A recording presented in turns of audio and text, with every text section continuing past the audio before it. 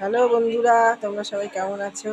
আমি বোনের বাড়িতে এসেছি। বোনের বাড়িতে কালী পুজো, যে কালী ঠাকুর করে সাজিয়ে রেখে দিয়েছে মন্দির।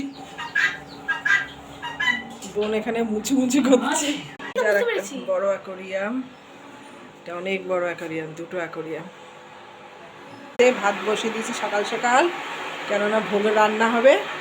বোনের বাড়িতে হাঁস মুরগি সব আছে। শুন মাঝে মোর বোন,